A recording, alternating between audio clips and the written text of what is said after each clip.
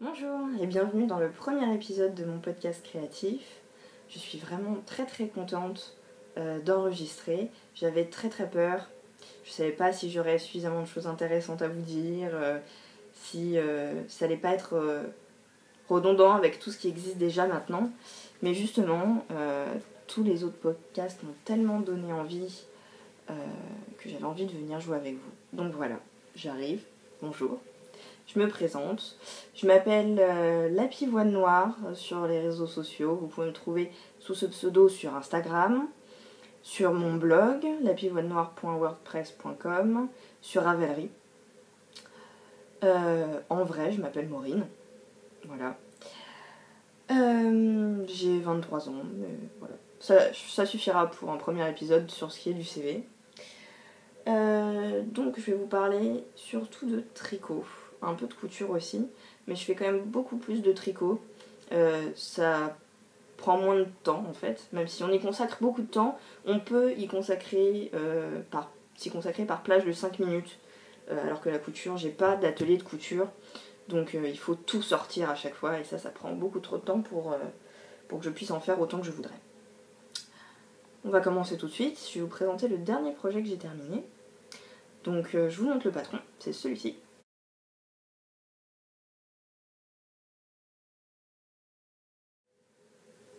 Voilà. Donc vous avez vu, c'est un tour de cou qui est très joli. J'ai adoré le motif à écailles. Je trouvais ça vraiment très beau. J'avais peur que ce soit trop compliqué, en fait. Non, c'est super facile. C'est vraiment très simple. J'ai choisi de le tricoter avec ça. C'est une pelote, alors c'est tout ce qui me reste, hein. C'est un mélange 75% mérinos, 25% soie. C'est la fil. C'est du fingering single. J'avais très peur de tricoter le single, j'avais peur que ça se casse. Et en fait, pas du tout, j'ai pas eu de problème. Ça a été très bien. C'est le coloris par la pensée, qui est un peu saturé. Là, en vrai, le violet est pas aussi bleu, mais c'est pas mal. Les reflets roses, comme ça, là, c'est tout à fait ça. C'est vraiment très joli, la laine est magnifique, elle est hyper douce, j'ai adoré. C'était vraiment une très belle laine, j'étais très contente. Et alors, le projet terminé, je vous le montre, ça donne ça. Voilà. Donc là, il est plié pour que je puisse vous le montrer facilement. Là, je suis assez contente, on voit bien quand même hein, avec la caméra de ma tablette, c'est pas si mal. Donc vous voyez ici les grandes vagues, les moyennes, les petites. C'est vraiment très joli. J'ai adoré tricoter ce truc-là. C'était vraiment facile, très facile. Le motif est vraiment extra simple. Si vous avez jamais fait de dentelle, c'est ça qu'il faut faire, vraiment. J'ai tellement aimé ce motif, je me suis dit, je vais essayer de l'adapter, le mettre sur des chaussettes, ça sera magnifique, ça va me faire des chaussettes de sirène. Des chaussettes de sirène c'est pas grave. Maureen, les sirènes n'ont pas de pieds, mais bon, c'est pas grave. Je ferai mes chaussettes de sirène un jour juste pour le délire. Donc voilà. En vrai, il mesure cette taille-là. Voilà. Voilà. Il est grand. J'ai fait la version, il y a deux versions. Il y a une version longue et étroite et une version plus large et plus courte. Comme ça, voilà. Donc ça donne ça. Voilà. Je trouve ça pas mal. Donc voilà. Il est sur mon blog si vous voulez voir des photos. Donc il peut se porter comme ça déplié, je trouve ça très joli. Ou faire deux tours, il n'y a pas de problème. Vraiment ça passe nickel. Voilà. J'ai vraiment aimé ce projet. Je me répète, hein, mais j'ai adoré. Voilà. La laine était parfaite. Le modèle était génial. Par contre, il faut beaucoup de marqueurs quand même. J'ai mis des marqueurs entre chaque vague. En fait, ils se tricotent évidemment en rond, hein, dans ce sens-là. Comme ça. Donc, il y a beaucoup de mailles. Hein, on va pas se le cacher. Hein. Il y a beaucoup de mailles. Et je mettais des marqueurs entre chaque vague. Donc, au début, ça va. Puis, quand c'est les moyennes, voilà. Et alors là, faut trouver de la ressource. Hein. Alors mon astuce, j'ai utilisé les petits élastiques pour faire des bracelets, là, le truc super à la mode, je sais plus comment ça s'appelle. Enfin, ça a été à la mode, je ne sais pas si ça l'est toujours. Et ça, c'est super, ça marchait très très bien. Comme j'en avais des quantités industrielles, c'était parfait. Voilà. Donc ça, c'est mon dernier projet terminé. Je vous montrerai sans doute d'autres trucs que j'ai fait récemment. Parce que j'ai vraiment beaucoup tricoté récemment. Donc voilà, en projet terminé, ça me fait un peu mal au cœur quand même de montrer que ça. Mais pour un premier podcast, ça va être pas mal. Maintenant, pour les projets en cours, attention, j'en ai 2. Ça ne m'arrive jamais. D'habitude, je ne tricote qu'un seul projet à la fois parce que sinon, il y a un projet que je vais préférer à l'autre et je vais plus tricoter que celui-là. Voilà, c'est comme ça que ça se passe. Quand je tricote 2 projets à la fois, ça veut dire que j'en abandonne un. Là, c'est pas le cas. Vraiment, c'est pas le cas. J'aime beaucoup mes 2 projets. Je vais vous expliquer tout de suite, avec le premier, pourquoi j'ai dû en faire un deuxième. Je vous montre le patron déjà.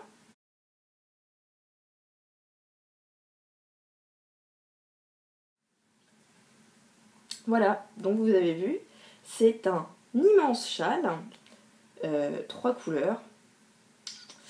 Je suis pas certaine de mon choix de 3 couleurs. On va voir ce que ça donne à la fin. Mais voilà, c'est un châle vraiment immense. Je crois qu'il fait quand même 2,10 m d'un bout à l'autre.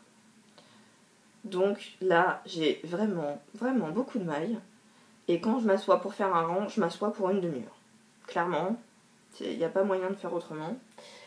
Je vous montre les laines que j'ai choisies. Alors, pour les 2 panneaux, j'ai choisi... Alors, c'est que des laines La Féfile. J'adore, c'est comme ça. Je fais pas de la pub, je suis pas payée. J'aime beaucoup. Donc ici, j'ai fini un des panneaux, comme vous allez vite le comprendre. Voilà ce qui me reste du premier coloris que j'ai choisi, qui est un Mérino Soie qui est plaid cette fois, 4 brins. Voilà. Très doux, très joli. Il est encore une fois un peu saturé ici, il est plus pâle en vrai, hein. Il n'est pas rose fluo. J'ai gardé l'étiquette. Voilà, il s'agit du coloris Mademoiselle Roserta, n'est-ce pas? Voilà. Toc.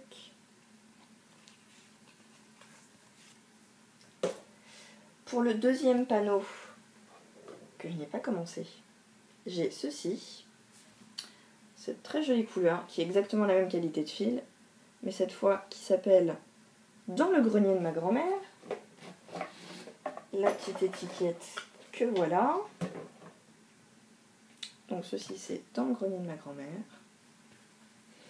Et pour la partie qui est foncée au milieu et à chaque bord, j'ai choisi cette couleur-là. Je n'ai plus le petit tag, je suis navrée. Hop. Voilà, qui est exactement de la même qualité, toujours chez La Féfile. Hein. J'ai vraiment fait le package. J'ai choisi la couleur qui s'appelle... Je vous mets tout en dessous, hein. De toute façon ça va apparaître quelque part par là ou par là, je ne sais plus.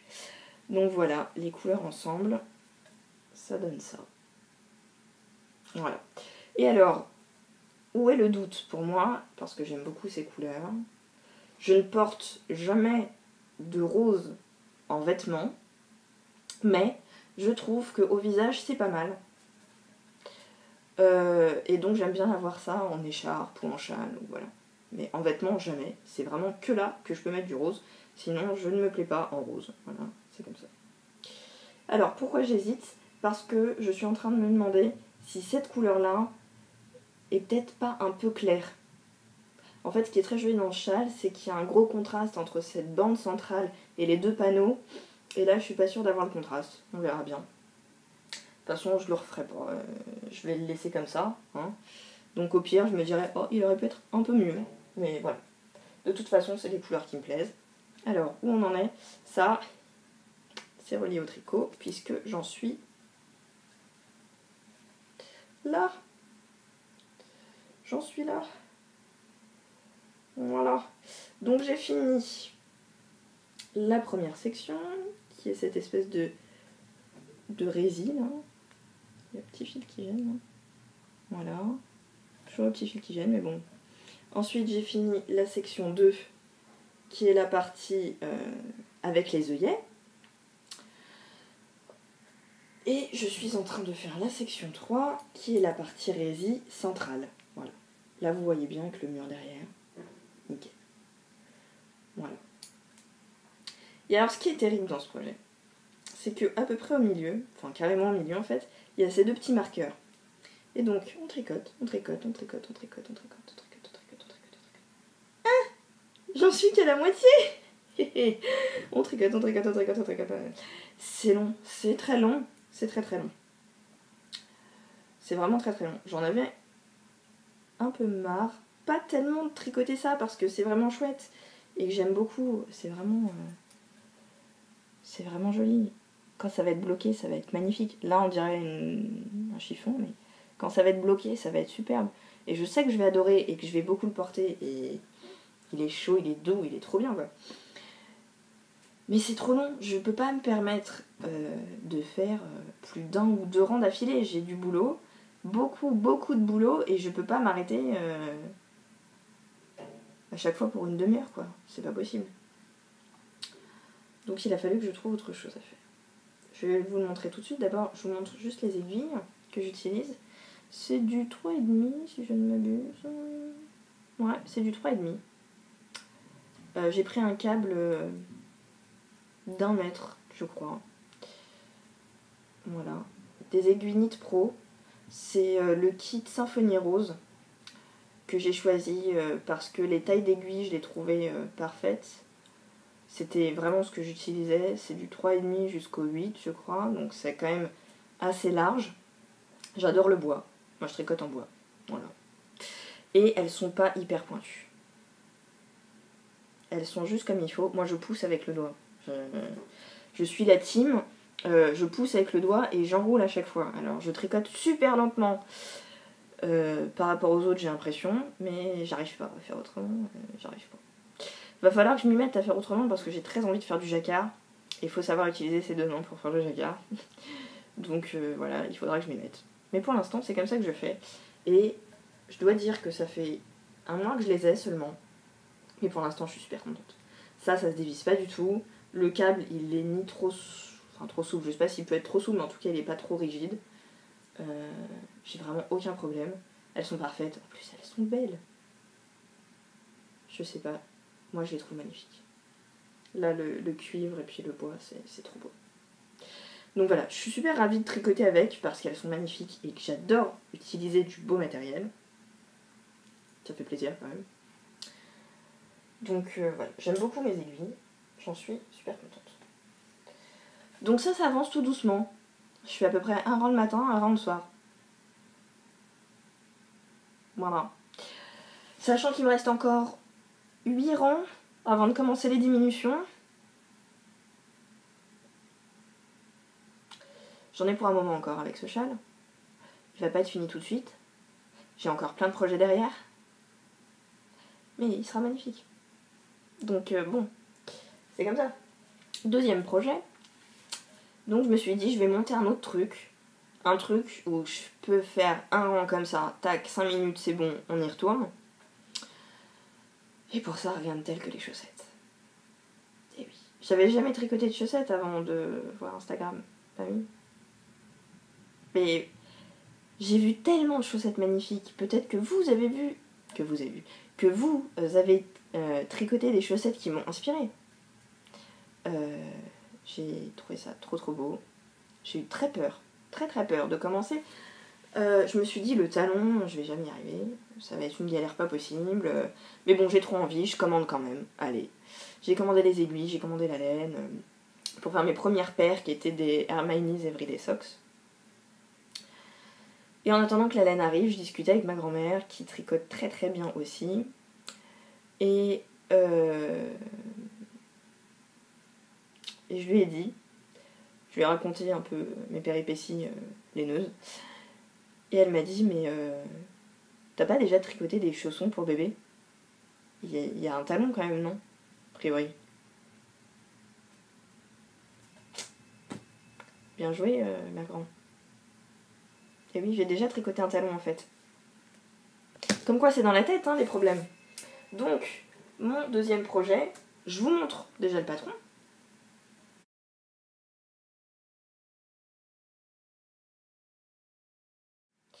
Voilà, c'est un patron ça me tient à cœur quand même de le faire parce que il a été designé par une fille dont je suis le podcast.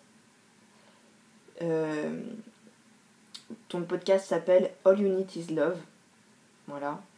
Le titre est juste génial, quoi. Quand je l'ai vu, je me suis dit, mais c'est nul, pourquoi tu n'y as pas pensé avant? C'est trop bien. C'est juste ça, c'est oui, All You Need Is Love. C'est parfait, c'est magique. Donc voilà.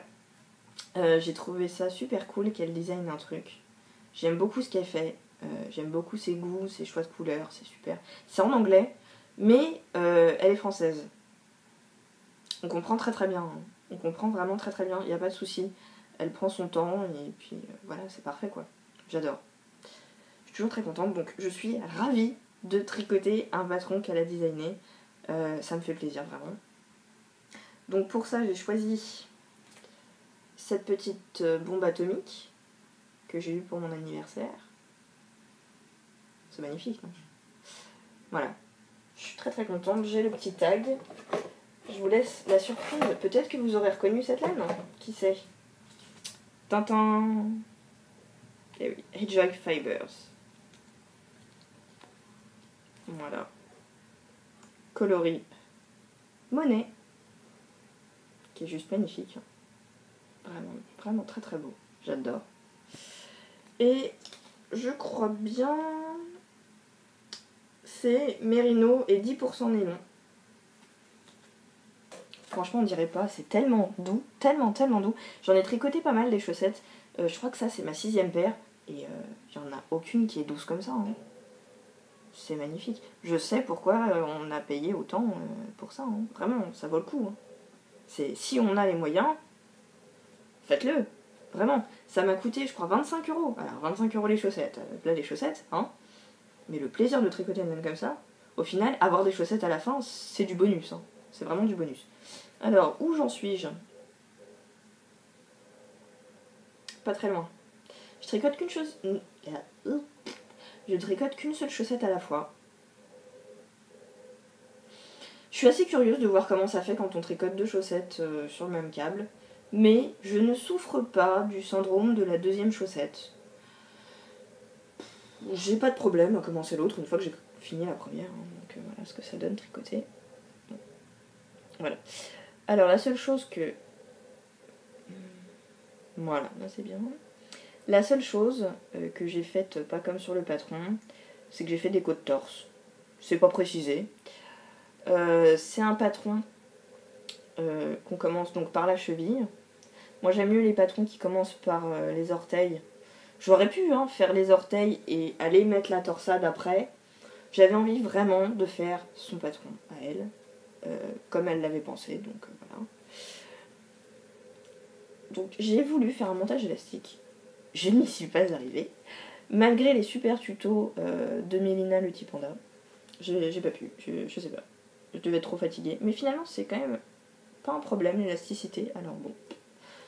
Ma foi, j'ai pas trop insisté. Hop, le petit marqueur que j'ai fait moi-même. Voilà, quand je fais des marqueurs, je mets une petite perle là. Ça évite que l'extrémité de l'anneau, comme ça, là, qui peut être un petit peu... s'accroche dans ce que je tricote. Ça m'énerverait quand même beaucoup. Vous voulez voir la torsade? Voilà. Bon. Il n'y a pas encore grand chose à voir. Hein. J'ai pas beaucoup avancé cette torsade. On la voit pas de ouf hein, non plus. Je me dis que peut-être bloquer, elle ressortira mieux. Oui, je bloque aussi mes chaussettes. Oui. Tout le monde le fait pas, mais moi j'aime bien.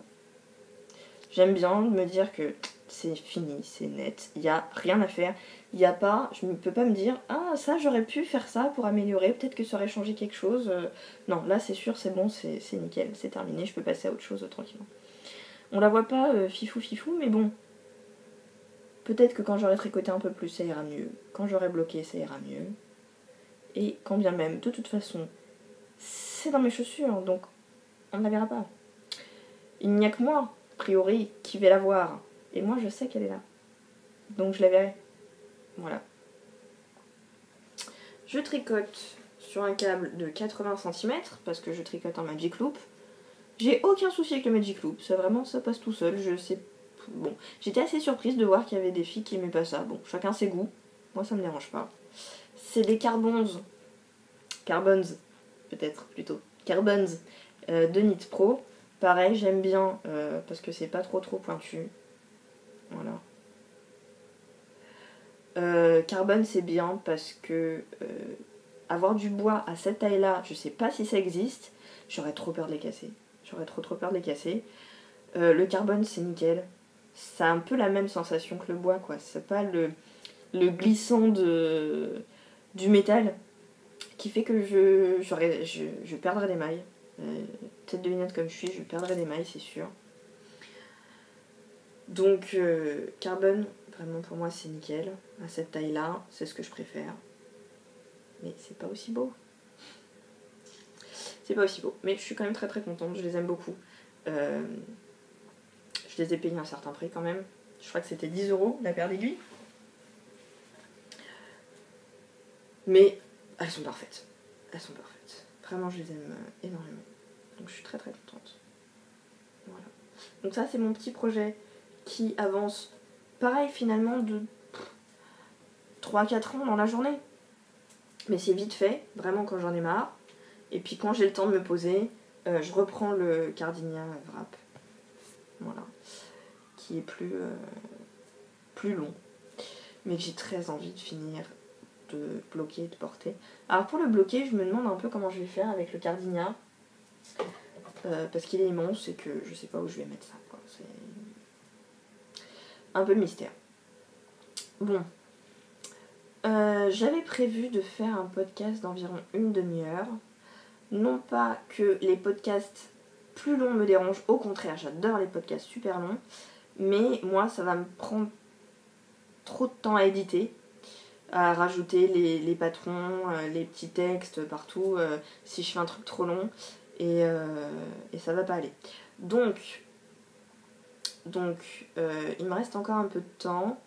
Je vais vous montrer un projet couture que j'ai fait très récemment et qui n'est pas fini. Je vais vous montrer ça.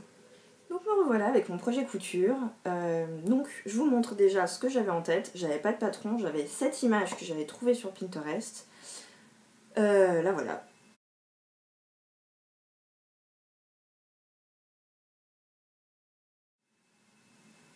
Voilà, donc les instructions ne sont pas en français, hein, je n'arrive pas à les lire.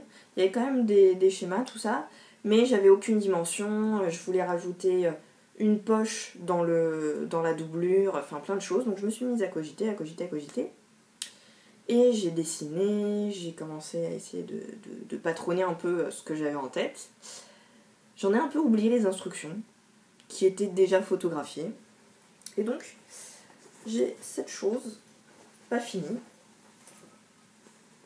Tac. J'ai cette chose pas finie, donc. Voilà. C'est pas mal, hein. C'est pas si mal.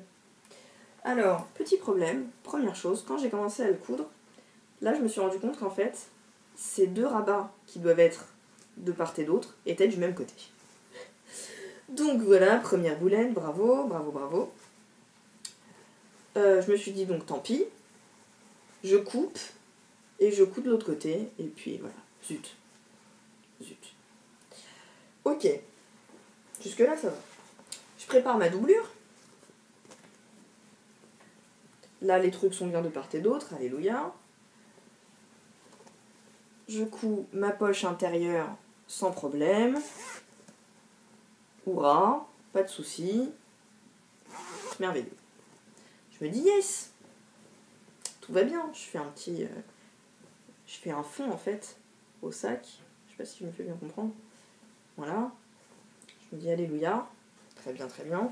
J'enfile la chose. L'un sur l'autre. Et là. Horreur, malheur.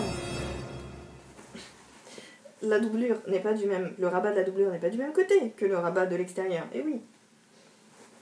Il n'y a rien à faire. Il n'y a rien à faire. Alors soit je coupe et je recommence encore, ou alors je recoupe tout carrément. J'ai encore du tissu pour le faire.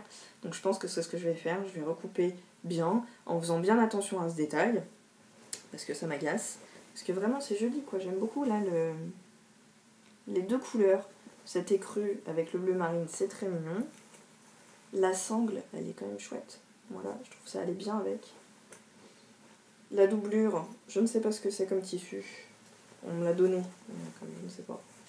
Mais je la trouvais très très mignonne. Je trouvais que ça allait bien avec la fermeture claire qui est pas trop mal cousue quand même. Hein. Bon, il y a des petits... C'est pas hyper régulier, mais... Enfin, c'est bien fait, ça va. Ça va. Pour un truc pour moi, j'offrirai pas ça parce que c'est vraiment pas assez net, quoi.